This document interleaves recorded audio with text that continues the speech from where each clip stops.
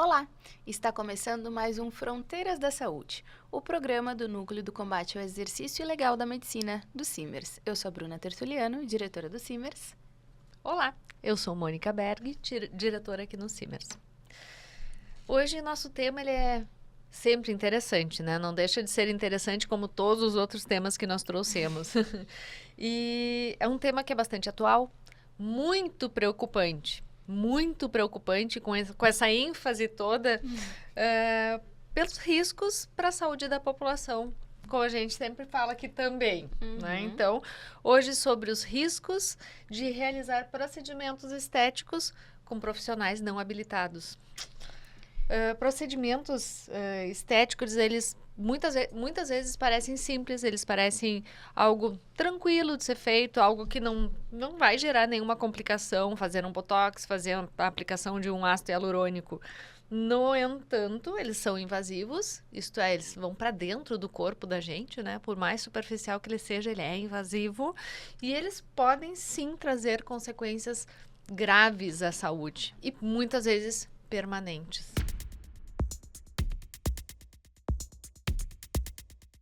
E para esse debate, para aflorar esse debate, a gente convidou hoje, então, a dermatologista doutora Marielle Bevilacqua. Seja muito bem-vinda, a gente vai hoje esclarecer dúvidas e principalmente alertar a população e reforçar a importância de procurar um profissional adequado. Bem-vinda, Marielle. Muito obrigada por estar aqui. Muito obrigada pela oportunidade, né? Eu acho que esse canal é super importante para que a população tenha conhecimento, né? Através dos médicos que lutam em defesa da saúde, inclusive da saúde pública, né? Porque muitas dessas complicações com os procedimentos estéticos vão bater na porta das emergências, vão onerar o nosso sistema de saúde e ceifar vidas, deixar sequelas, e a gente está aqui para proteger a população. Muito obrigada por estar aqui, Marielle. Obrigada, muito obrigada. Prazer. Marielle, o ramo da estética cresceu muito, demais até, né? Nos últimos anos. Por que isso acabou abrindo espaço para profissionais não aptos a fazer esses procedimentos? A estética é sempre o brilho, né? É o que traz melhora da autoestima, né? Do contentamento. E o Brasil é um dos países que mais cresce em número de procedimentos estéticos no mundo. Então, acredito que para a gente ter uma formação sólida, né, para fazer um procedimento estético através de um dermatologista ou de um cirurgião plástico, isso demanda muito tempo, muita abdicação pessoal, muitos anos de estudo, né? E infelizmente, acredito eu, na minha visão, que muitas pessoas, por ganância de conseguir esse brilho fácil, seja para si, como um contentamento pessoal, né, para o seu ego, de querer buscar tratar alguém e fazer procedimentos que melhoram a autoestima em alguém, né, ou até mesmo por uma ganância financeira, né, como eu acredito mais, acabam abreviando esse caminho, né, e pensando mais em si, na sua promoção pessoal, do que no bem-estar do próximo, né, porque nós, como médicos, nós temos um juramento, né, que é primum non nocere, primeiro a gente não deve lesar, já diria Hipócrates. Porém, quem não passa por esse juramento, por esses anos de estudo, na minha opinião, né, acaba abreviando e levando a risco para outras pessoas por um interesse pessoal unicamente.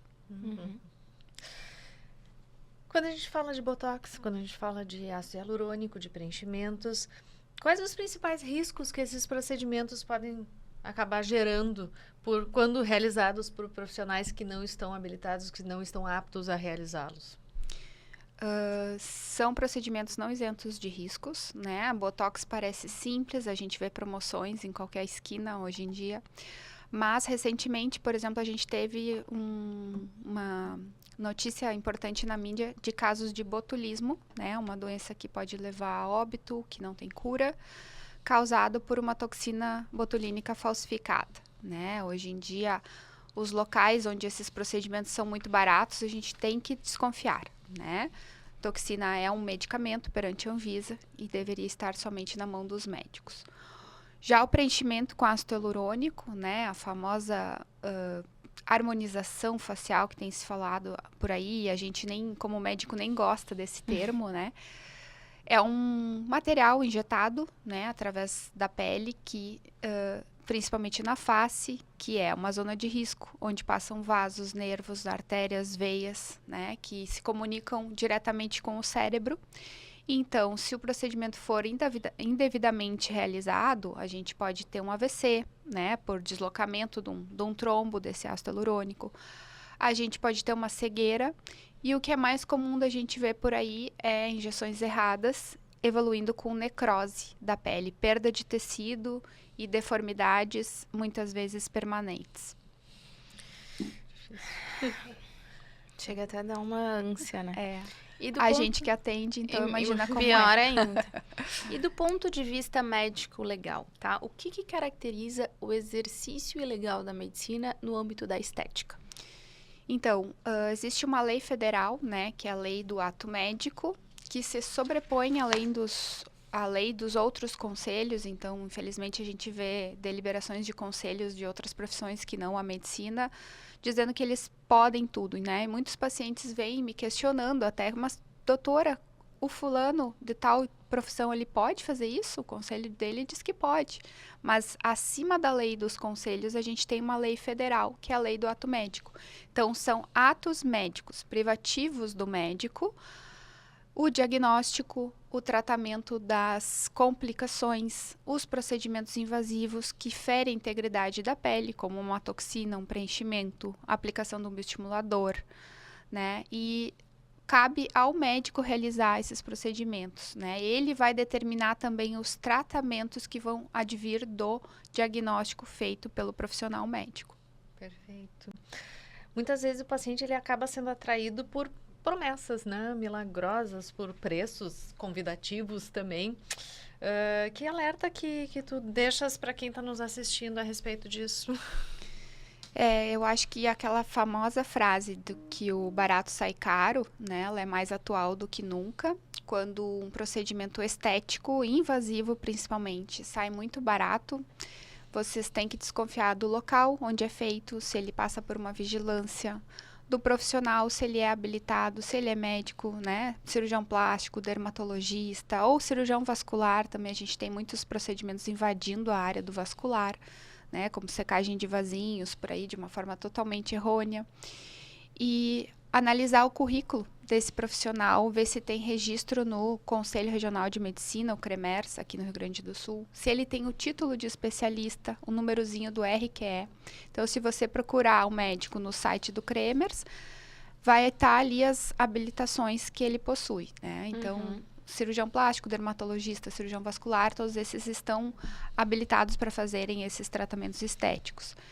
E avaliar muito o produto, né, que é colocado, né? Então, a gente como médico tem o dever de fazer no prontuário o relatório médico, entregar para o paciente qual produto utilizou, qual quantidade, qual lote, qual data de validade, né? Para também se analisar se esse produto está registrado na Anvisa de forma adequada para ser injetado na pele ou utilizado sobre a pele. Então, o paciente não pode ser atraído só pelo preço. Ele tem que questionar. Não precisa ter vergonha de questionar, né? E se não sentir confiança, não realizar o procedimento. E, Marielle, quando algo dá errado, né? Quando o paciente foi lá, foi atraído pelo preço, ou não questionou, não foi atrás do site do Conselho de Medicina, não foi ver se tinha um RQE adequado para aquilo, enfim... Quando algo dá errado, o que normalmente acontece quando esse paciente faz com alguém inapto ao procedimento? Infelizmente, né, pela minha experiência em atendimento de complicações, esses profissionais muitas vezes abandonam o paciente porque justamente eles não sabem realizar os tratamentos advindos das complicações, né? Então, a gente tem complicações de saúde que são médicas, né? Infecções, necrose, embolias, e tudo isso requer um diagnóstico. Primeiramente, a gente vê que eles não fazem um diagnóstico adequado, ficam enrolando, ficam prescrevendo coisas que não são adequadas, e o paciente perde muito tempo, né? Em casos como a necrose, quanto mais cedo a gente agir, né, menos perda de tecido e deformidade. Então, vocês imaginem um paciente que está com uma suspeita clínica de um AVC, né? Quem vai acabar tratando esse paciente é o médico, É o médico do consultório, é o médico da emergência, é o médico da UPA, né? E nesses locais, né, nem sempre também a gente tem uma adequada rede de apoio, né, para complicações estéticas, especialmente no SUS. Mas sempre acaba, né, vindo para o médico tratar. Esses profissionais muitas vezes somem do mapa, não dão assistência, não pagam as custas da complicação que eles mesmos causaram, então é aquele barato que saiu muito mais caro para o paciente. Não só em termos financeiros, né, mas em termos de perda de tecido, né, condições de saúde, muitas vezes infecções que levam meses de internação para serem resolvidas e que Mariana, caem sempre no colo do médico. Deixa eu te perguntar, é claro, tu trouxe uma realidade comum para ti, né, que lida com isso, uma realidade crítica, mas deixa eu só voltar um pouquinho para esclarecer até para quem está assistindo. Uma infecção de pele simples, não aquela que precisa ficar internado, uma infecção de pele simples, de repente decorrendo de uma injeção, Uma falta de asepsia da pele, uma falta né? de asepsia da pele é algo que relativamente é comum de acontecer. Muito comum. E um profissional não médico que faz esse procedimento, ele não pode sequer prescrever o antibiótico, porque a farmácia também não vai vender, certo? No Então, Brasil, com a lei do ato médico, né, é o médico que faz prescrição de Então, tratamentos. a menor das complicações pode ser resolvida por um profissional não médico, Nem na a menor. verdade. E também esse profissional ele não teve, né, uma formação na faculdade dele para aprender qual antibiótico deve ser Saber o que utilizado. fazer. Né? Então, para quem está assistindo em casa, que de repente pensa, né, o ácido hialurônico pode dar uma necrose, uma internação, e de repente tem aquela mania de brasileiro, isso não vai acontecer comigo, nem a mais simples infecção pode ser resolvida por um profissional que não está apto, né? Exatamente. Já dá uma ansiedade ficar falando Já sobre fica isso. nervoso. Bom, procedimento estético simples, o comunzinho. Tem algum que é assim ou todos exigem uma avaliação médica, um diagnóstico antes da realização? Como é que funciona isso? Eu brinco assim que muitas vezes, né, a gente faz um bullying com os próprios colegas cirurgiões, por exemplo. Quem indica uma cirurgia muitas vezes é o clínico. O cirurgião faz o tratamento. Isso já é assim na medicina, né? Então, se eu vou te indicar uma limpeza de pele, por exemplo, que parece simples, eu vou te dizer, pode fazer com um esteticista, mas tem que ter tal e tal cuidado. Dependendo do teu tipo de pele, não pode usar certos ácidos. Porque uma simples limpeza de pele, às vezes, pode levar a uma queimadura, né? E uma deformidade, uma cicatriz. Então, sempre quem vai avaliar a pele, primeiramente, é o dermatologista. Então, a gente não procura o tratamento antes do diagnóstico. Isso deveria ser, ao menos, o mais plausível, né? Então, um procedimento simples, como uma limpeza de pele, sempre requer passar por uma avaliação médica dermatológica antes, né? Quiçá, então, um procedimento injetável, né? Às vezes, o paciente procura a gente por uma ruga, um rosto caído, já querendo botox, né? A toxina botulínica. E a gente, como avaliadora, a gente já vê que aquilo não vai servir para aquilo. Então, também não é incomum, muitas vezes, pessoas chegarem com um inchaço na olheira, de uma olheira que não precisava ter sido preenchida, né? Que o tratamento era um laser, era outra indicação médica para aquela finalidade. E, voltando naquele primeiro assunto que normalmente quem pula etapas para chegar a ser um profissional da estética, às vezes ele até não oferece. Como ele não tem o laser, ele vai oferecer algo que também não é o adequado por uma questão financeira de lucro, né? Aí vira uma venda e não uma condição com diagnóstico e tratamento adequados, né? E essa hoje é a tua realidade. É isso que tu vê. Infelizmente, nos últimos anos, né, tem sido grande o número de pacientes que já chegam com procedimentos realizados, né, em qualquer local, com complicações que muitas vezes a gente não tem como resolver, né? Já não tem mais o que fazer. E aí bate o arrependimento, né? Então é complicado. Acho que a gente o âmbito da estética, ele, como eu falei no início, ele tem esse brilho, né? Mas as pessoas às vezes vão muito afoitas àquilo, estão às vezes fragilizadas emocionalmente e acabam caindo na conversa dessas pessoas que querem vender, né? E não cuidar, porque a gente vê que quando dá complicação, a primeira coisa que eles fazem é não cuidar do paciente. Infelizmente tem complicações que não tem o que fazer, né? Isso acho que é chocante até essa informação, mas ela é real. Tem coisas que não tem o que fazer. Exatamente. E Marielle, tu percebe algum caminho que, enfim, a gestão pública, os órgãos poderiam correr para frear isso, para a população diminuir o risco que a população está se expondo? É bem difícil, né? A gente tem tido muita desesperança, né, em vários momentos, em relação à justiça até, porque a gente leva, denuncia, acaba não acontecendo nada, mas acho que a gente não pode perder a nossa capacidade como médico, né, de dar a informação correta e alertar a população. Então, acredito que campanhas, né, fiscalizações.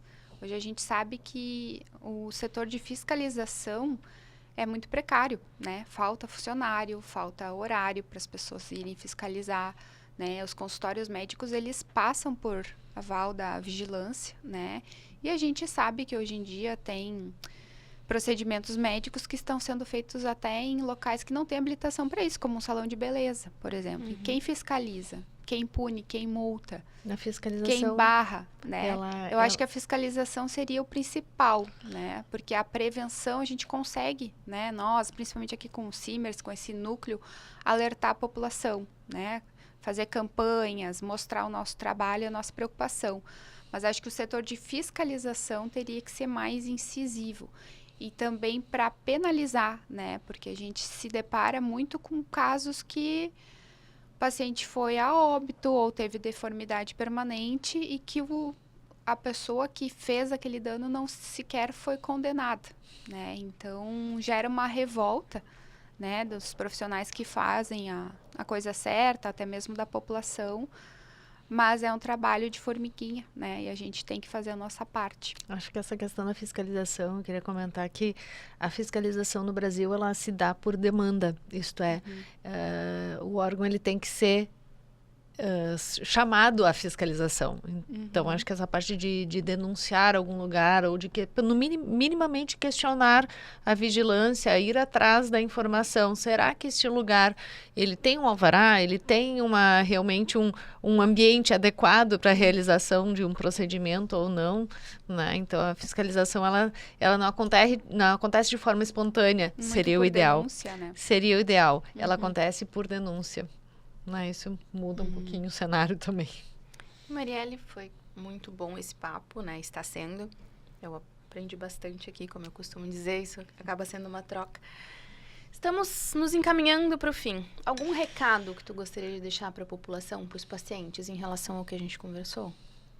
Eu acho que a máxima é não arrisque sua pele, né? A gente tem uma hashtag sua vida, na né? Derma, Sua vida, exato. porque a pele realmente é o órgão que recobre todos os nossos órgãos internos, o maior órgão do corpo humano.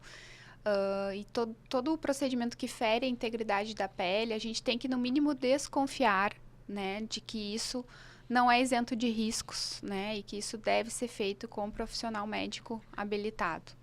Então, acho que sempre a pessoa procurar saber a formação, né, a experiência, os títulos do profissional que vai realizar o procedimento.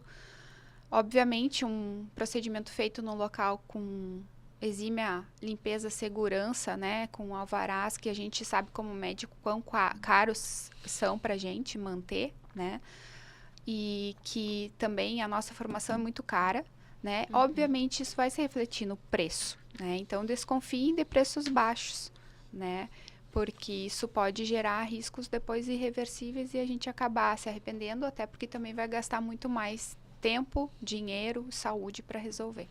Perfeito. Bom, tá excelente essa conversa, mas a gente vai mudar um pouquinho o nosso assunto agora. Aqui no Fronteiras da Saúde, a gente tem não só trazer o objetivo de trazer a informação, alertar a população em relação aos riscos, a gente também tem um momento de uma troca de conhecimento literário. Né? Então, nós temos uma espécie de clubinho do livro aqui, nosso clube do livro. Marielle, tens alguma obra literária para indicar para os nossos ouvintes que teve importância na tua formação ou que te foi importante para a tua formação pessoal, inclusive? Eu acho que depois de muitos anos de estudo lendo livros técnicos, né, sempre muito pesado, a gente acaba... Eu estou numa fase que eu estou mais despreocupando, né? Então, um livro que eu li recentemente foi A Riqueza de uma Vida Simples, do Gervasi. É um livro leve, assim, que serve para o nosso dia a dia e que faz a gente perceber, né, que certas coisas que são realmente não necessárias, né, não valem a nossa paz.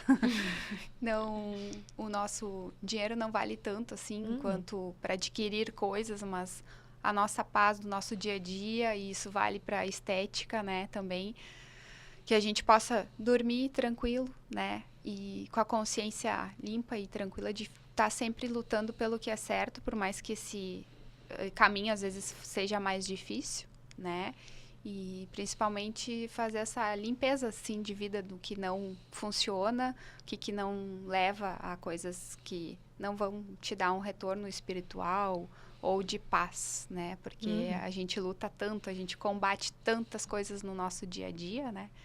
Que tem coisas que não valem a nossa paz. Então, esse livro ensina um pouquinho disso. Que lindo. Muito obrigada. Tá anotada a dica. E para fechar esse nosso clubinho do livro, a gente faz um círculo. E, como lembrança desse momento, a gente entrega um livro... Que lindo, obrigada. Que foi uma dica de um outro convidado.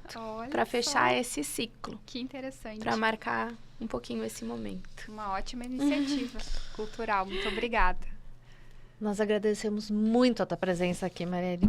Muito, muito mesmo, porque o Simers, ele tem nós, no Núcleo de Combate ao Exercício Legal da Medicina, principalmente, uma atuação forte nessa pauta, né? Como é ter um exercício legal, trazer mais segurança, saúde da população, trazer esses alertas, né? Essas dicas para que todo mundo tenha um cuidado seguro, que tenha uma saúde cuidada. Acho que é o nosso dever como médico, né? Desde a nossa formação, e parabenizo essa iniciativa, porque se não formos nós, né, lutando... Quem será, né? Quem será, né? Então, a gente tem que fazer a nossa parte. E tá aqui hoje abdicando de muita coisa para poder alertar a população. Perfeito. Parabéns pela iniciativa. Muito obrigada, Marielle. Obrigada pelo por convite. dispor desse tempo. Obrigada.